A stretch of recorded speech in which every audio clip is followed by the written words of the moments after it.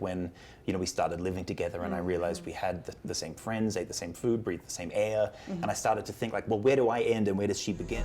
Well, complacency can sometimes simply be so happy together. There is a movie, it's a romantic comedy, it's Shall We Dance with Susan Sarandon. And there is a very romantic moment in this movie when her character says that we married because we need a witness to our lives, and it's very romantic and it's like perfect. But then after watching together, I was thinking like, how reliable that witness is in our lives, How can we trust a person to the rest of our lives to witness? It's scary, isn't it? You can never like kind of truly know somebody else, even if you've known them as intimately as you can ever know somebody else. And this film is about bearing witness to one another's lives, but in a extreme physical kind of crazy way. I think that this is a film that kind of certainly begins in a place that's not skeptical of love, but scared of it. It's scared of commitment. It's scared of fully committing yourself to somebody else, not because you'll have a partner, but because you might lose something of your own. Okay. Because I remember experiencing that a little bit in my long-term relationship when we started living together, and I realized we had the same friends, ate the same food, breathed the same air, and I started to think like, well, where do I end and where does she begin? Do I have an individual life before, or are we both kind of amalgamating into something new? And that's sort of where this film kind of jumps off from, and that's a scary part of falling in love. Yeah. But as the film goes on, I think I'm a pro-love guy. I think it's a nice thing. So we'll see how people take the end of the film. I opened the door. She was smiling at me. Her brain just snaps. Have you ever thought about codependency, but with that? In that kind of relationship that are not often so physical or so sexual? Absolutely, like a platonic codependency. Yeah. I think we've all borne witness to that across our lives. I mean, I feel that way with my friendship group a little bit, because me and my partner have been together for 16 years, but that's kind of true of all the relationships in my friendship group. We all went to high school together, and then we all kind of moved to the same suburb, and then somebody moves to a different suburb, and then we all kind of moved to that suburb. So we maybe do have this kind of platonic, codependent kind of big friendship group that's been a big part of my life. But I love it. It kind of feels like this big extra family that you can kind of always rely on for everything.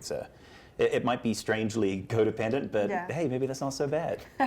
Because I was thinking like, well, I prefer to blend my body and my mind with my boyfriend instead of my best friend. And then I was like, really? I prefer my boyfriend to my friend? And it was like weird. But I would like to ask you also, once you realize something wrong with your partner or with the person in your relationship, is there a way to turn back? I mean, I think that your mind and your body decide that this is not the place, I don't belong here, but there is a way to turn back, because I was thinking about after watching Together. I think, I think it's never too late for a relationship to kind of turn back. Okay. And I think that the core to that is just kind of honesty with people. We've all known people that have been in relationships for, over a decade plus, and then they break up, and it's better for both people, and you realize, maybe it was time for that to end. And when we meet the characters in this film, they're kind of at that point where they've been there for so long. It's either they've got issues and they're maybe not communicating as well as they can, but they're at this point, this threshold where it's either we commit further or we kind of split up. And that's sort of this lingering tension throughout the film until something happens that makes that much harder to do. They say early on in the film, if we don't split up now, it'll be much harder later. And I think that's true of a lot of relationships, and also extremely physically true of what happens to our couple in the film. You decided to work with Dave and Alison, a live couple in the industry. How aware did they need to be of their own relationship to portray this story and portray it so convincingly? It was amazing. It must have been a tough choice of them to come on board. They've said before that they knew when they were coming onto this project that they'd either become more codependent or they'd get a divorce. And thankfully there's no divorce. But them being a married couple just absolutely saved the shoot. Like, their performances are incredible. They're just so comfortable with each other. And one thing that Dave said about acting in front of Alison is that he really likes it because she knows him so well.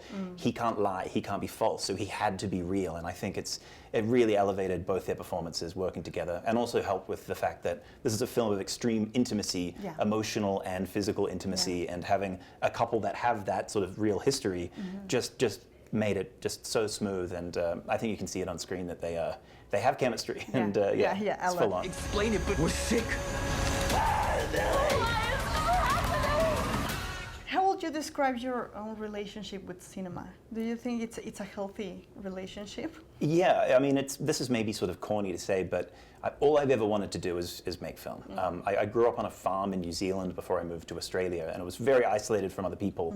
And just all I had was, just rewatching, Star Wars on VHS and that kind of a thing. And the moment that I started to realize that films were made by people, and that films, it's not just a writer, it's not just a director, it's not just actors, it's people creating props and doing visual effects and editing and holding the camera. I just knew I wanted to do that, and it's all I've kind of daydreamed about ever since. And so now to be on the other side of making a film, I just feel like kind of the luckiest guy in the world.